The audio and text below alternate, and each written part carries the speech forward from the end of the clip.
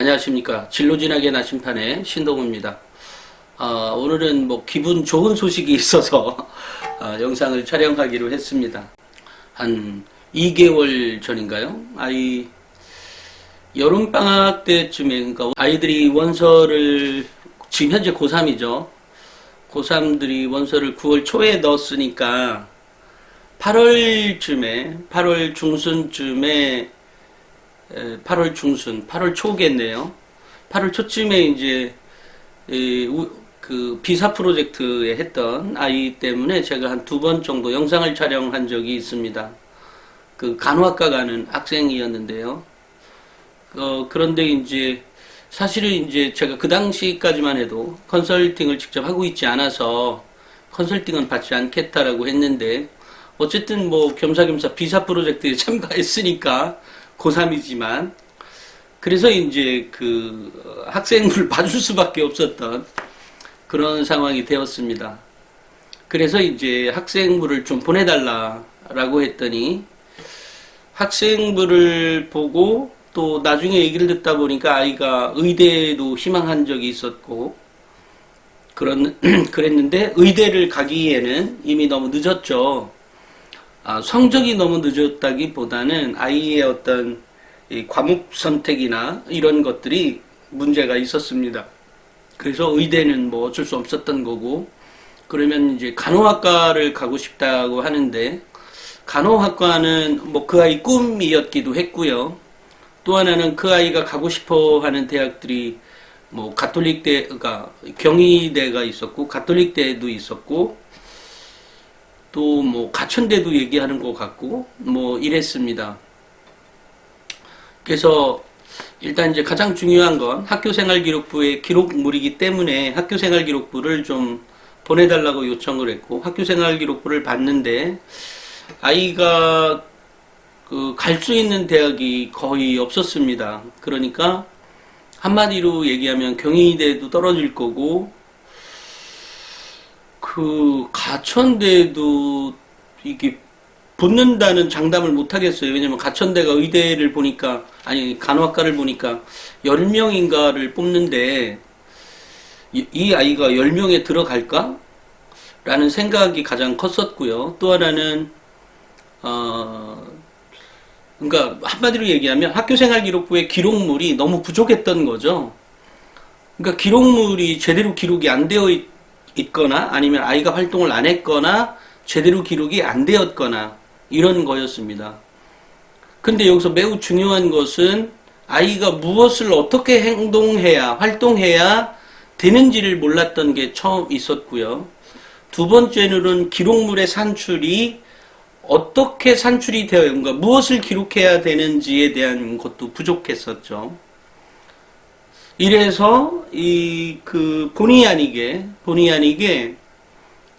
이제 어떻게 보면 컨설팅을 하게 된 거죠. 그거는 진짜 안 하려고 했는데.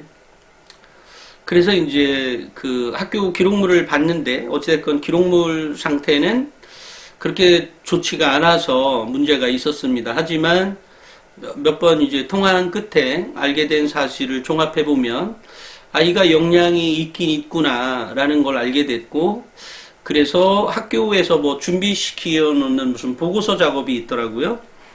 그래서 그것도 조금, 그래, 근데 그거 하나로 너무 약하다. 그거를 어디다 적을 건데 했더니, 이 창체 활동에서 뭔가에 적을 거다라 그래요. 그래서, 그러냐. 이거 하나로 너무 약하다. 또, 봉사 시간을 이제 아무래도 3학년이니까 이 아이의 입장에서는 이제 올해는 수능도 준비해야 되고 해야 될 게 막 머리 쪽에 정말로 많겠죠. 아이들이 대부분 그럴 것 같아요.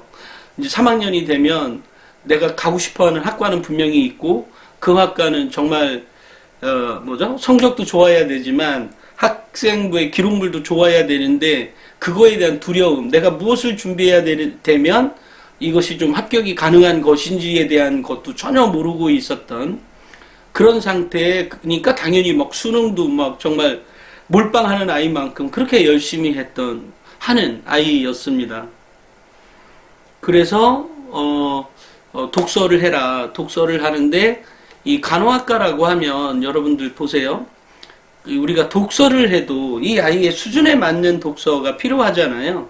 근데 아이가 여기서 수준에 맞는 독서라는 의미가 굉장히 다양한 시각을 갖다 줍니다. 뭐냐면 독서를 하는데 그럼 어려운 책을 내가 1학년 때부터 2학년, 3학년 이렇게 올라가면서 점점 어려운 책만을 봐야 되는 거냐?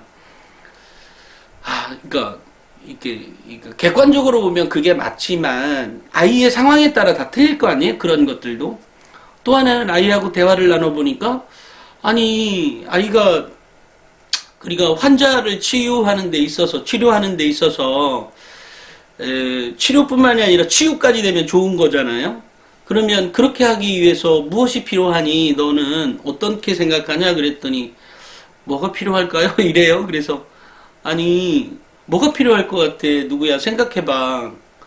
너 분명히 할아버지가 아팠을 때 병원에 갔을 때 그 간호사의 어떤 도움이나 이런 것 때문에 너가 정말로 간호사를 하고 싶었잖아. 그러면 할아버지의 그 아픈 게 단순히 상처가 있어서만 아팠던 거야? 아니면 또 다른 뭐가 필요할 것 같아? 뭐 이러는 끝에 이제 당연히 마음부터 좀 치료해 주는 게 좋지 않겠어? 라고 그랬더니 이제 예 맞아요. 그래요. 그래서 그래 맞아. 그러면 너가 만약에 간호학과를 이렇게 가고 싶어 하는 아이라면 어떤 독서를 해야 되겠냐? 당연히 심리학 책을 봐야 되지. 너 심리학에 대해서 너가 몰라서 시간이 없다. 이것은 학생부 종합전형에 맞는 게 아니야. 시간이 없는 것은 그러면 그냥 수능으로만 공부해야 되는 거지. 네가 학생부 종합전형에 맞는 아이가 아닌 거지. 그러려면. 시간이 없지만 그것을 짜투리를 내서 뭐를 해서든 너가 그거를 읽어야 되는 거지. 또 하나 봉사 시간도 대략 한 10시간 정도를 했다고 들었어요. 전화로. 그래서 제가 아니야 10시간이라고 하는 건 너가 고3이지만 바쁜 거 알아. 그리고 그거는 입학사정관들도 알고 어른들은 다 알아. 너가 바쁜 거. 고3이니까 마음도 쓰는 것도 다 알아. 다 아는 상태에서도 너가 정말로 최선을 다하는 그런 학교 생활을 보여지는 게 필요하지 않냐. 그게 입학사정관들이 별것도 아닌 거지만 매우 중요하게 평가하는 거야. 왜냐면 거긴 정성이 들어가 있지 않냐. 그죠?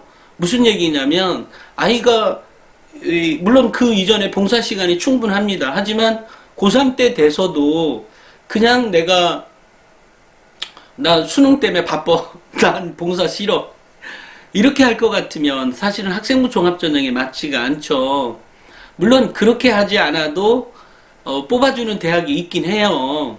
있긴 하지만 어쨌든 이 아이가 가려는 학과는 간호학과이고 그렇다고 하면 그런 봉사 정신이 꾸준하게 있는 아이를 더 필요로 하겠죠.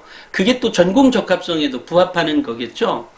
이래서 이제 너 봉사 시간 나머지 거 너 정말 시간도 없다는 건 충분히 이해하지만 너 봉사 이것도 채우고 또 하나는 너가 노인들 특히 이제 앞으로는 고령화 사회니까 당연히 노인들과 접촉하는 간호사들이 더 많아질 거 아니겠어요? 이제 그런 측면이라고 하면 1학년 때와 2학년 때 해왔던 그 봉사도 똑같이 해봐.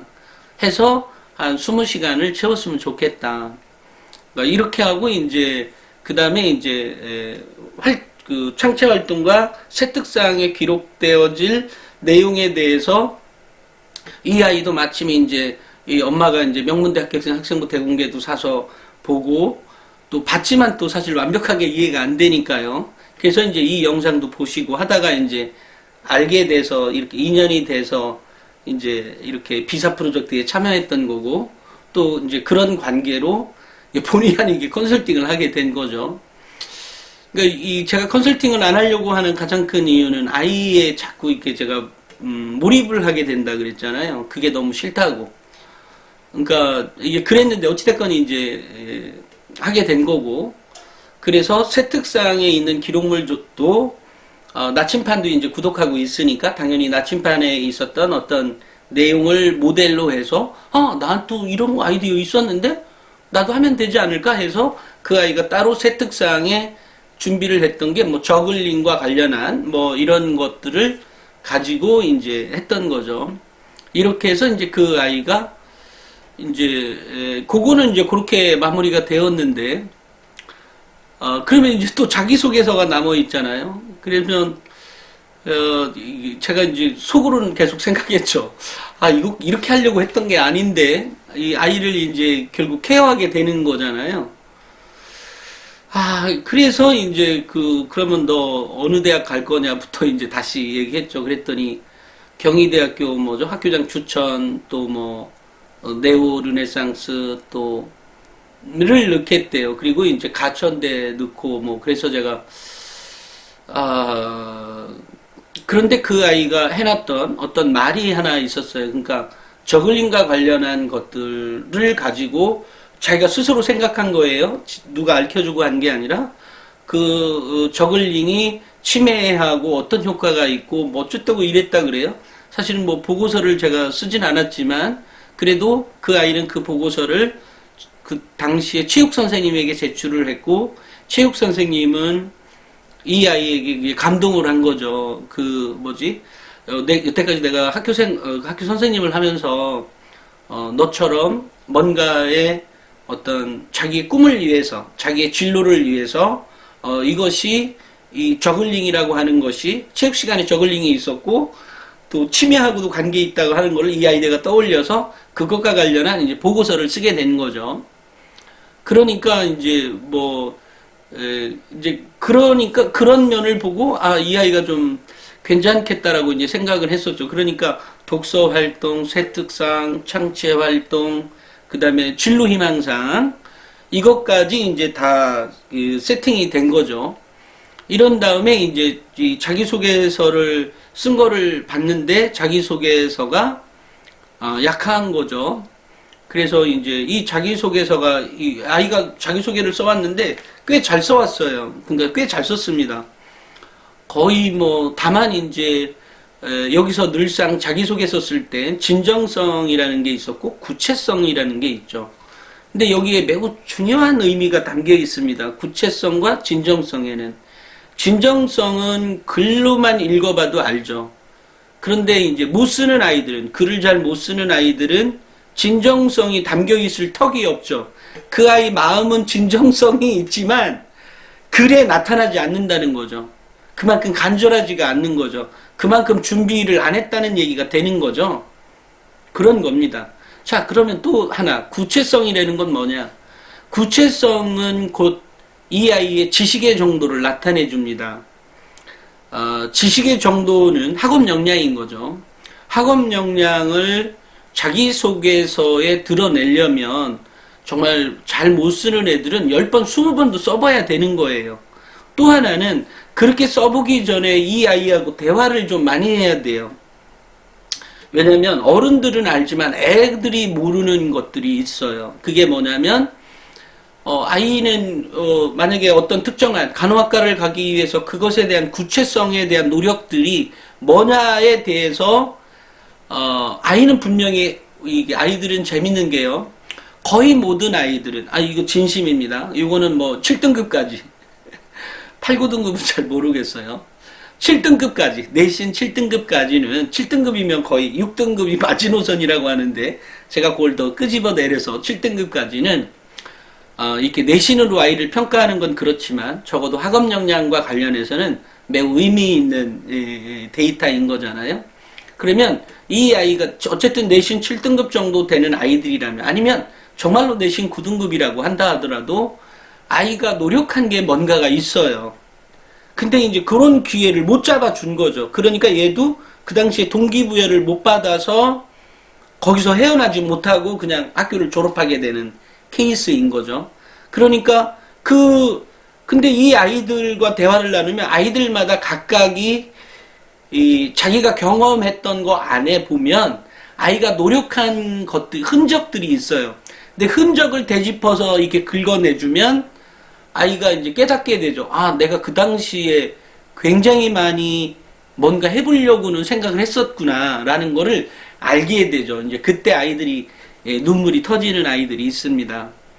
그런데 어떻게 됐든 그 아이는 이 구체성에 대한, 그러니까 그것에 대한 노력에 대한 그 어떤 굉장히 광범위한 게 아니라 좀 더 광범위해서 요 밑에까지 내려가는 단계 그 지점까지의 글이 나오도록 이제 몇 가지 조언을 던진 거죠. 이거는 이렇게. 근데 요게 너는 왜 이 생각이 왜 이렇게 됐는데? 이 문장에서 너는 왜 이걸 이렇게 표현했는데? 라고 하면서 그런데 이제 최대한 그 아이가 갖고 있는 생각을 넣어줘야 되는 거죠. 이건 왜 그런데? 이러면서 이제 넣어주게 되었습니다.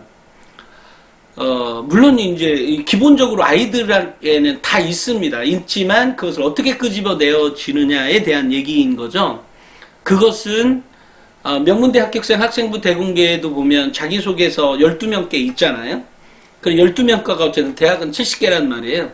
그 대학에 넣었을 때의 거니까 그것을 그리고 자소서를 어떻게 썼는지에 대한 것도 다 그 아이들 그 당시 학생들 입으로 다 이렇게 기록되어 있는 것들이 있습니다. 그거를 참고해서 보면 되는 거죠. 근데 아까 그 아이의 경우 간호학과 그 간 아이의 경우에는 어쨌든 처음부터 뭐 거의 8, 90%가 완성된 상태에서 왔었고 그런 디테일을 잡아줬었죠. 그런 다음에 이제 대학을 선택을 하게 되는데 너가 이렇게 준비를 해서 이렇게 해왔으면 그런 다음에 이제 그 학교 생활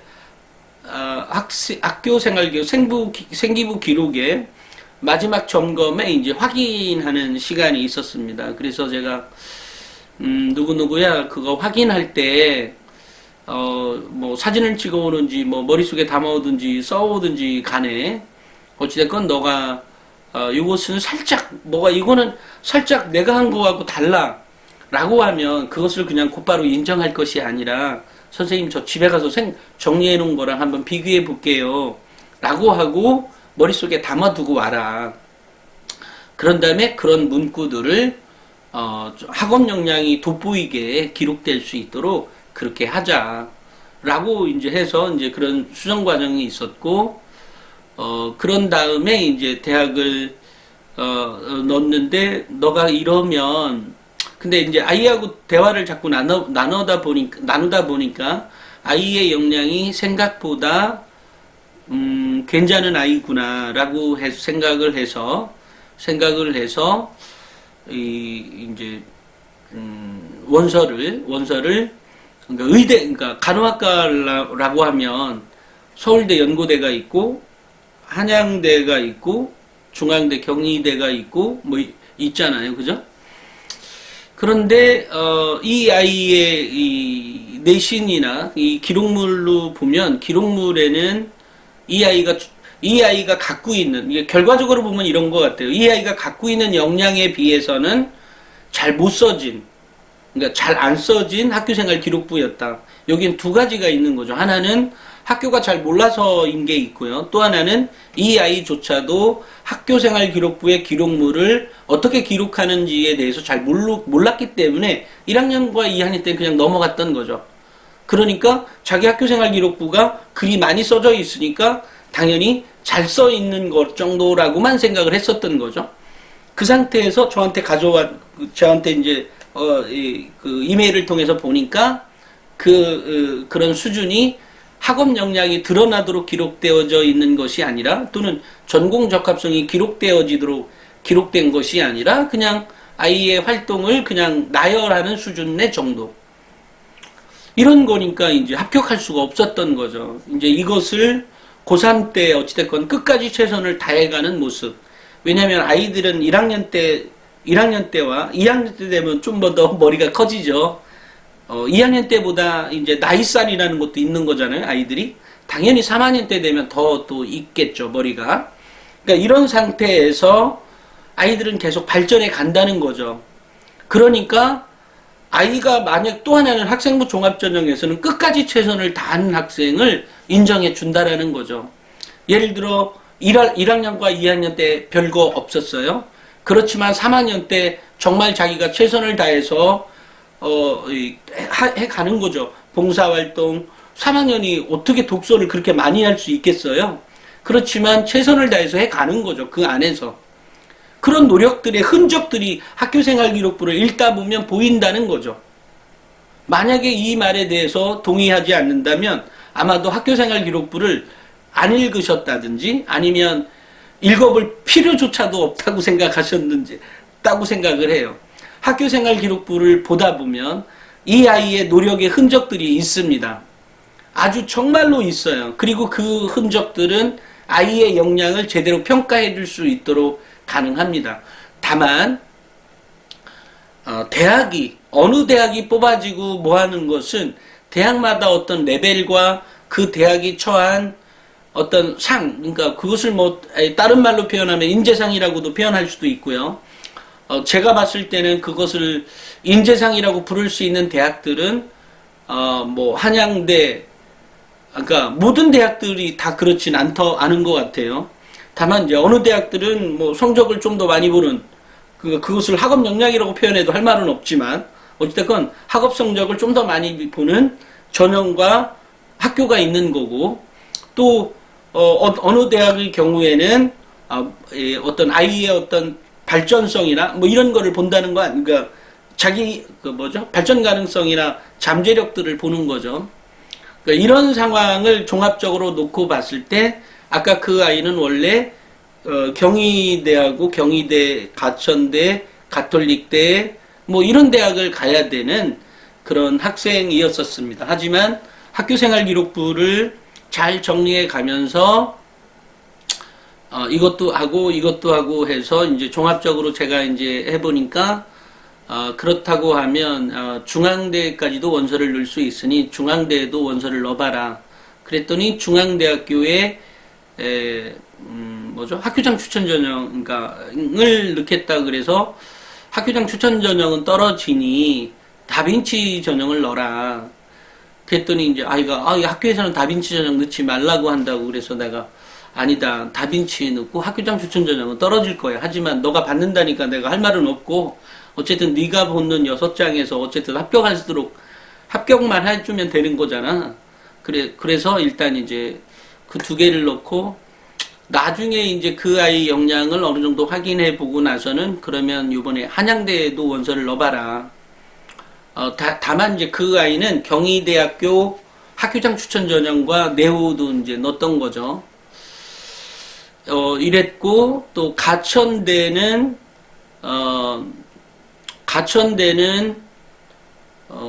적성 전형으로 넣습니다. 적성 전형으로. 왜냐면 적성 전형이 40명을 뽑는 거예요. 그래서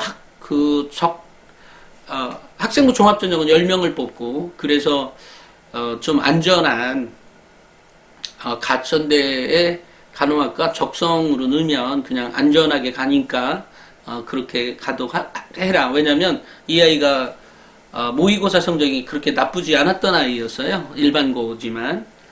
그래서 이제 제가 이제 그렇게 했었는데 어제 연락이 온 거예요. 지난번 경희대 다빈치에 합격을 했다고. 그리고 뭐 경희대의 경우는 학교장 추천으로 해서 후보 6번인가 7번을 했다 그래요. 그래서 그러냐고. 아직 한양대는 발표가 안 났고요. 그래서 합격을 했다는 얘기를 들어서 아이가 막 울고 그랬다네요. 엄마한테 제가 그때 미팅이 있어서 카톡을 확인을 못했는데 이제 사무실로 전화가 와서 대표님 빨리 전화 좀 부탁을 한다고. 그래서 왜 그러냐고 했더니 어디 합격했다 그래서 이제 미팅을 계속 하는데 계속 직원이 보채는 거예요. 빨리 좀 전화 좀 해주시지 왜 그러냐고. 그래서 아니 미팅 중이잖아 이랬다가 이제 그 직원 보채매 이제 연락을 드렸더니 이제 다빈치 합격을 해서 연락을 받았다고. 그래서 너무 감사하다고 연락을 받았습니다. 그래서 제가 이제 그거 보면서 또 이런 생각을 했어요.